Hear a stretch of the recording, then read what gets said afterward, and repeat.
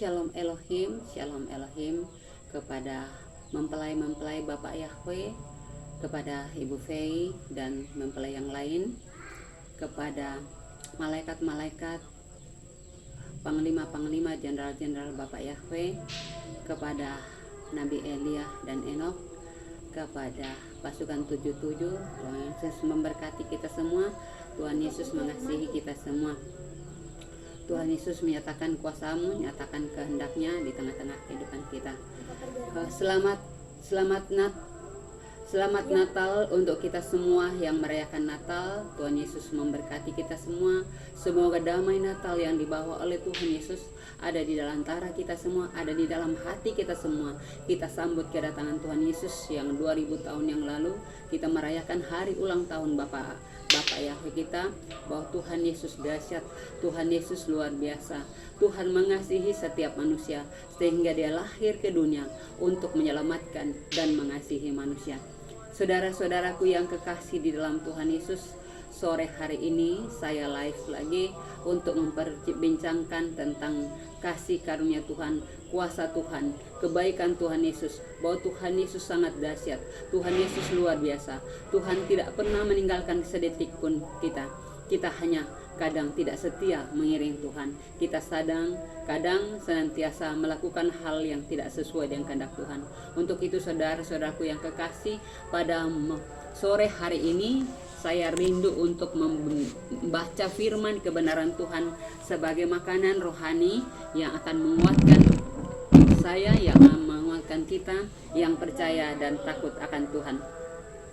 Pada sore hari ini saya akan membaca merenungkan firman kebenaran Tuhan dari Injil Ibrani, saudara-saudaraku, Injil Ibrani yang ke-12 ayat 18 sampai dengan ayatnya yang selesai. Injil Ibrani, saudara-saudaraku yang kekasih, judulnya di atas adalah tanggung jawab yang berat. Saudara-saudaraku yang kekasih, saya bacakan untuk kita semua. Sebab kamu tidak datang kepada gunung yang dapat disentuh dan api yang menyala-nyala, kepada kegelapan dan angin badai, kepada bunyi sangkakala dan bunyi suara yang membuat mereka mendengarkan, memohon supaya jangan lagi berbicara kepada mereka, sebab mereka tidak tahan mendengar perintah ini. Bahkan jika binatang pun yang menyentuh gunung, ia harus dilemparkan dengan batu. Dan sangat mengerikan pemandangan itu, sehingga Musa berkata, "Aku sangat ketakutan dan sangat gemetar." Tetapi kamu sudah datang ke Bukit Sion, ke kota Allah yang hidup, Yerusalem sorgawi, dan kepada beribu-ribu malaikat, suatu kumpulan yang meriah,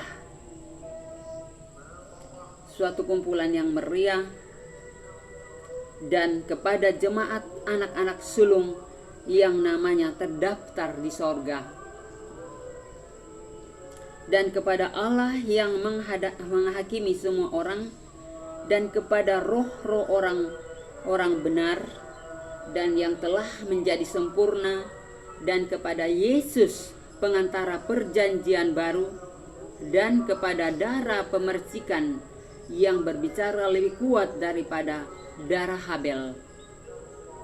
Jagalah supaya kamu jangan menolak Dia yang berfirman, sebab jikalau mereka yang menolak Dia yang menyampaikan firman Allah di bumi, tidak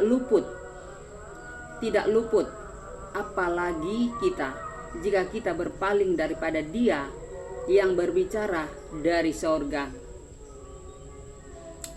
Waktu itu suara menggoncangkan bumi, tetapi sekarang Ia memberikan janji satu kali lagi, "Aku akan menggoncangkan bumi, hanya bumi saja, melainkan langit juga." Ungkapan satu kali lagi menunjukkan kepada perubahan pada apa yang dapat digoncangkan, karena ia dijadikan supaya tinggal tetap apa yang tidak tergoncangkan. Jadi, karena kita menerima kerajaan yang tidak tergoncangkan, marilah kita mengucap syukur dan beribadah kepada Allah menurut cara yang berkenan kepadanya, dengan hormat dan takut, sebab Allah kita adalah api yang menghanguskan. Peliharalah kasih persaudaraan. Janganlah kamu lupa memberi tumpangan kepada orang, sebab dengan berbuat demikian, beberapa orang dengan tidak diketahui telah menjamu malaikat-malaikat. Ingatlah akan orang-orang hukuman, karena kamu sendiri juga adalah orang-orang hukuman. Ingatlah akan orang-orang yang diperlakukan sewenang-wenang, karena kamu sendiri juga hidup di dunia ini. Hendaklah kamu semua penuh hormat terhadap perkawinan, dan janganlah kamu mencemarkan tempat tidur, sebab orang-orang sundal dan pesina akan dihakimi Allah. Janganlah kamu menjadi hamba uang, dan cukuplah dirimu dengan apa yang ada padamu. Karena Allah telah berfirman, "Aku sekali-kali tidak akan membiarkan engkau, dan aku sekali-kali tidak akan meninggalkan engkau." Sebab itu, dengan yakin kita dapat berkata, "Tuhan adalah penolongku. Aku tidak akan takut apakah yang dapat dilakukan manusia terhadap aku." Ingatlah akan pemimpin-pemimpin kamu yang telah menyampaikan firman Allah kepadamu. Perhatikanlah air hidup. Perhatikanlah air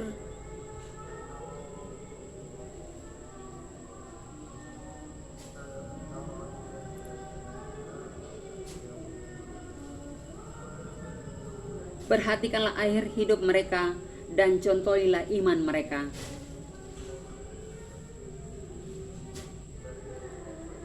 Yesus Kristus tetap sama, baik kemarin maupun hari ini, dan sampai selama-lamanya. Janganlah kamu disesatkan oleh berbagai-bagai ajaran asing. Sebab yang baik ialah bahwa hati kamu diperkuat dengan kasih karunia, dan bukan dengan pelbagai makanan yang tidak memberi faedah kepada mereka yang menuruti aturan-aturan makanan macam itu. Kita mempunyai suatu mezbah, dan orang-orang yang melayani kemah tidak boleh makan dari apa yang di dalamnya, karena tubuh binatang-binatang yang darahnya di bawah masuk ke tempat kudus oleh iman besar sebagai korban penghapus dosa, dibakar di luar perkemahan. Itulah juga sebabnya Yesus telah menderita di luar pintu gerbang untuk menguduskan umatnya dengan darahnya sendiri. Karena itu, marilah kita pergi kepadanya di luar perkemahan dan menanggung kehinaannya, sebab disinilah kita tidak mempunyai tempat tinggal yang tetap. Kita mencari kota yang akan datang. Sebab itu marilah kita oleh Dia senantiasa mempersembahkan korban syukur kepada Allah, yaitu ucapan bibir yang memuliakan namanya.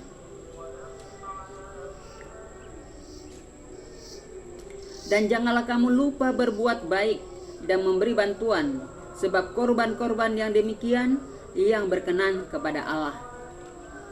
Taatilah pemimpin-pemimpinmu dan tunduklah kepada mereka, sebab mereka berjaga-jaga atas jiwamu, sebab orang-orang yang bertanggung jawab atasnya.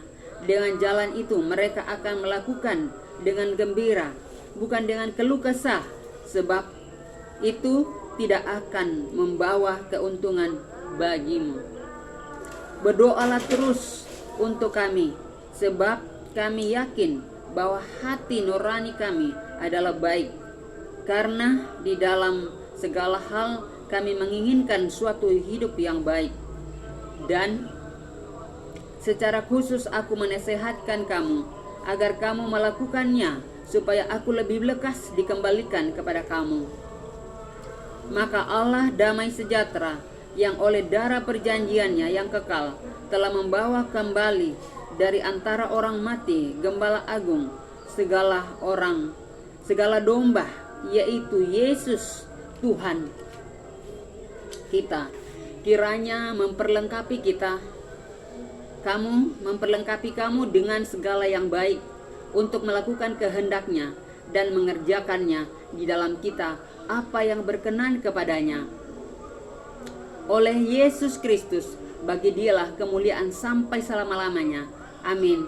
Dan aku menasihatkan kamu, saudara-saudaraku, supaya kata-kata nasihat ini kamu sambut dengan rela hati, sekalipun pendek saja surat ini kepada kamu. Ketahuilah bahwa Timotius saudara kita telah berangkat.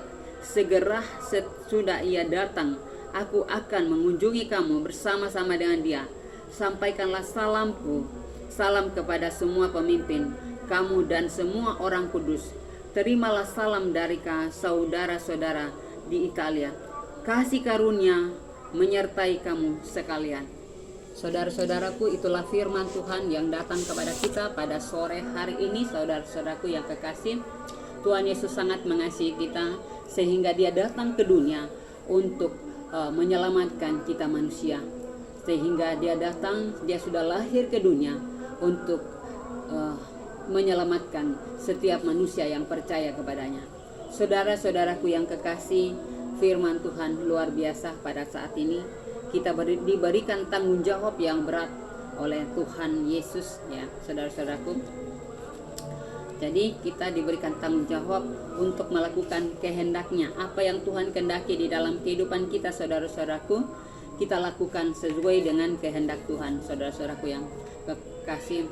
Jadi kalau Tuhan datang kepada kita pada sore hari ini, datang menemui kita sambut Dia, saudara-saudaraku.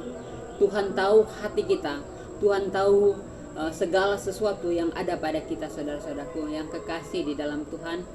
Jadi pada sore hari ini saya bersyukur sudah beberapa hari tidak live ya. Dari mulai tanggal 23 sampai ini tanggal 26 baru saya live lagi, saudara-saudaraku ya. Kurang lebih 3 hari, saudara-saudaraku. Jadi saya minta maaf. Saya kemarin Tuhan berikan banyak ya tamu yang Tuhan izinkan. Jadi Tuhan berkata setiap tamu saya doakan, kecuali yang ada saya persaksikan, saudara-saudaraku ya, supaya kita tahu bahwa Tuhan Yesus itu sangat mengasihi kita, saudara-saudaraku. Dia sangat mengasihi kita dan sangat menyayangi kita. Kemarin itu tamu yang pertama saya, saudara-saudaraku ya, siang-siang saya masih pagi-pagi ya, kurang lebih jam 9 atau jam 10 lah. Saya masih di belakang, masih ini nyiapkan masakan sederhana, saudara-saudaraku. Jadi ini saya persaksikan untuk kita semua ya. Jadi puji Tuhan, saudara-saudaraku, saya persaksikan kepada kita supaya kita tetap mengimani Tuhan Yesus sebagai Tuhan dan Juru Selamat kita. Jadi apapun yang Tuhan kehendaki di dalam kehidupan kita, saudara-saudaraku, kita lakukan, saudara-saudaraku yang kekasih. Seperti ini, saya mempersaksikan dulu sebelum saya mempersaksikan keponakan dan keluarga saya ini yang datang kepada saya. Yang pertama itu, saudara-saudaraku, karena biasanya setiap tahun itu saya di rumah itu mempergunakan ayam, saudara-saudaraku yang kekasih, saudara-saudaraku yang kekasih di dalam Tuhan. Saya mempersaksikan, jadi setiap tahun itu saya biasa mempergunakan ayam ya, yang peliharaannya bapaknya sendiri. Nah, jadi biasanya itu ayam bangkok, saudara-saudaraku ya. Tetapi karena ada sesuatu hal, jadi kami tidak mempergunakan. Jadi baik saya ceritakan dari awal kenapa saya tidak mempergunakan. Jadi pada saat ya saya ceritakan ini supaya kita apakah itu kesalahan suami saya atau apa, saudara-saudaraku. Ketika saya mau mengambil telur, saudara-saudaraku ya, telur ayam, karena saya puasa, jadi saya mau bikin mie, untuk bikin mie telur, saudara-saudaraku. Jadi saya ambil 2 biji telur ayamnya, ya, saudara-saudaraku. Jadi ketika saya ambil, saya dimaki-maki habis. Saya dimaki-maki habis dengan mengambil 2 telur itu. Kamu ini hanya makan saya. Jadi pokoknya saya dimaki-maki habis. Jadi dalam hati saya, Tuhan, terima kasih Tuhan Yesus. Saya berterima kasih kepada Tuhan Yesus. Saya hanya ngambil 2 butir telur, dan telur itu, saudara-saudaraku, diambil kembali, dibawa masuk di kandang, saudara-saudaraku. Betapa ya, saya tidak menceritakan kejelekan suami saya, tetapi ini harus saya ceritakan. Kebaikan atau keburukan pun harus diceritakan. Tuhan harus kita supaya tahu, saudara-saudaraku yang kekasih, bahwa saya ngambil 2 butir, hanya 2 butir telur, saudara-saudaraku. Saya ambil untuk bikin mie. Saya sudah siapkan minyak, saudara-saudaraku, tetapi diambil dan saya dimaki-maki habis, saudara-saudaraku, dan dibawa pula masuk kembali itu kan 2 butir telur itu ke kandang ayam. Besoknya, saudara-saudaraku, besoknya itu ayam mulai mati satu persatu, saudara-saudaraku. Yang satu kandang hanya ayam yang baru menetas saja yang hidup, dan ada 1 jantan, saudara-saudaraku, yang ada baru selesai menetas itu Tuhan dahsyat luar biasa. Jadi saudara-saudaraku, jangan kita kikir, jangan kita seke, apalagi kepada istri kita sendiri atau kepada orang yang ada dalam rumah kita sendiri, kita kikir sekali, saudara-saudaraku yang kekasih. Jadi hanya 2 butir telur akhirnya mengorbankan semua ayam yang ada, sudah kurang lebih 50 ekor, saudara-saudaraku. Jadi saudara-saudaraku, itu kenapa saya tidak memotong ayam tahun ini, saudara-saudaraku. Tetapi Tuhan luar biasa. Ketika saya merenung, Tuhan, apa yang saya mau bikin? Ayam mahal. Jadi, tapi Tuhan bilang, saya doa sore, saudara-saudaraku. Tuhan berkata kepada saya, pergilah di tetanggamu, tanyakan itu tentang coto. Jadi saya pergi. Pas selesai berdoa, orang sembahyang dari masjid itu juga sudah keluar. Jadi saya ketemu dengan Haji. Saya tanya, Haji, di mana Haji yang di sana? Dia pikir Haji istrinya. Tetapi saya bilang itu bukan Haji itu, tetapi Haji yang sebelah sana yang sering bikin coto. Ya, kebetulan dia menjual coto ya, saudara-saudaraku. Jadi saya mau ceritanya mau ke situ. Tetapi Tuhan belokkan saya langsung ke penjual dagingnya.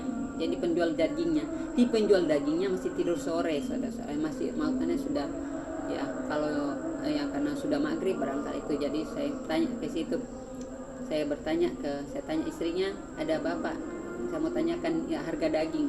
Nah jadi saya mau tanya ini bagaimana itu buat coto ya, karena saya belum pernah buat coto, saudara-saudaraku ya, saya belum pernah bikin coto. Dan dia bertanya, oh iya sekian harganya, ini. Jadi saya bilang, langsung dia jawab dia, oh iya nanti saya siapkan sekalian dengan bumbunya. Nah, sekalian dengan bumbu, dan saya aturkan semua daging-daging yang mana yang dibikin coto. Jadi itu luar biasa, Tuhan Yesus itu dahsyat, saudara-saudaraku. Jadi yang kecil-kecil pun yang saya tidak tahu, saya dikasih tahu, saudara-saudaraku. Jadi saya bikin coto itu. Jadi puji Tuhan, kenapa saya disuruh bikin coto? Supaya anak-anakku yang kerjanya main HP, itu Tuhan suruh untuk bikin. Jadi kurang lebih 3 jam mereka potong itu, potong kecil-kecil, potong dadu-dadu itu, tetelannya mulai dari anduk-anduknya, ususnya, hatinya, parunya, dagingnya, dan semua yang sudah diberikan oleh penjual daging itu. Jadi dia siapkan dengan bumbunya, luar biasa ya. Jadi ya memang sih sampai saya kaget harganya itu, saudara-saudaraku, karena uang saya ambil cuma 1 juta, dan lebih daripada hampir lebih dari setengahnya itu saya pakai.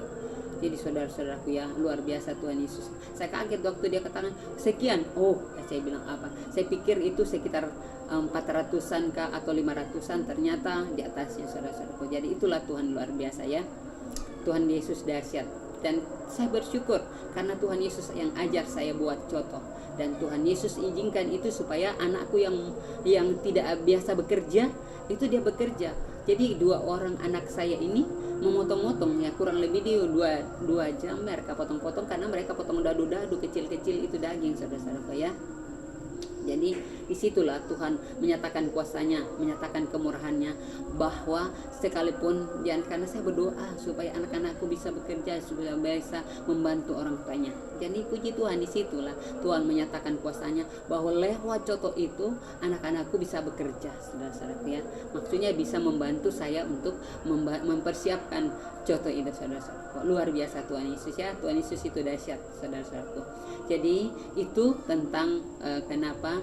Nah, jadi kedua itu adalah saya menceritakan saudara-saudaraku, ini hal kecil saudara-saudara, itu suatu tanggung jawab yang luar biasa ya. Jadi Tuhan mengizinkan saya membuat justru yang hal-hal yang tidak pernah saya buat, saya bisa buat itu karena Tuhan. Jadi saya berkata pada saat saya buat coto, Tuhan Yesus, saya tidak tahu buat coto, tetapi Tuhan Yesus yang membuatnya, dan siapa yang menikmati akan merasakan enaknya karena Tuhan Yesus yang buat. Itu saudara-saudaraku yang saya persaksikannya. Ini Tuhan izinkan saya menceritakan ya, karena Tuhan Yesus yang ngajar saya untuk buat coto, saudara-saudaraku yang kekasih. Tuhan Yesus itu dahsyat ya. Tuhan Yesus luar biasa. Dia sangat mengasihiku, sampai hal-hal yang kecil pun saya dibimbingnya, hal-hal yang sederhana pun saya diajarinya, yang saya tidak tahu sama sekali saya dikasih tahu. Bumbu coto yang saya jarang itu, karena saya jarang sekali untuk buat seperti itu ya. Yang paling saya bikin bakso, yang lain-lainnya kalau masakan orang-orang Toraja yang sederhana, ayam itu yang sederhana saja itu. Tetapi Tuhan Yesus dahsyat loh saudara-saudaraku yang luar biasa. Tuhan Yesus itu dahsyat, Tuhan Yesus itu baik, sampai yang kecil-kecil pun aku diajar. Jadi saudara-saudara ikut saya persaksikan. Yang kedua itu saya persaksikan, ini yang tamu yang pertama saya datang.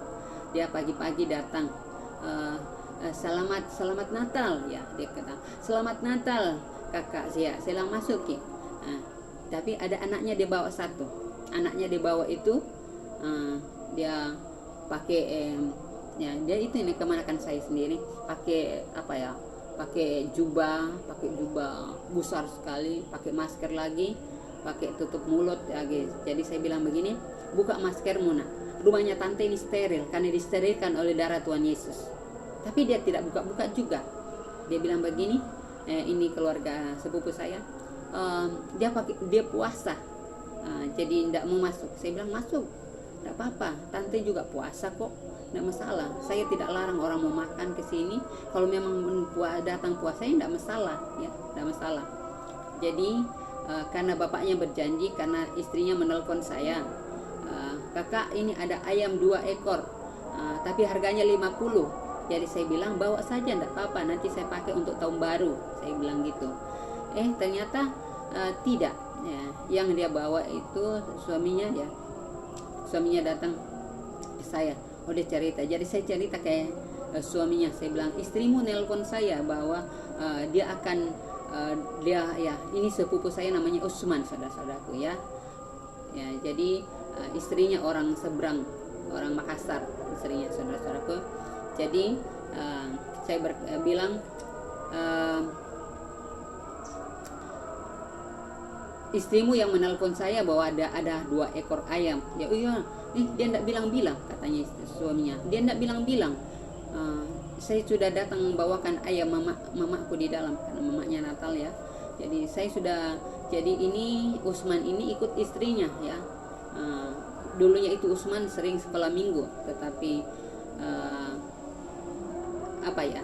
ikut ke istrinya. Jadi takut, ini namanya suami-suami takut istri, saudara-saudara yang kekasih. Jadi itu tentang cerita. Jadi karena Tuhan ajar saya untuk mengajar anaknya ini. Jadi saya bilang sama anaknya, Tuhan siapa yang kamu sembah nak? Dia bilang, oh Allah subhanahu wa ta'ala. Ya saudara-saudaraku, jadi saya bilang begini, anak, Tuhan itu satu jenak. Tuhan itu adalah Tuhan Yesus sendiri, tidak ada Tuhan yang lain ya.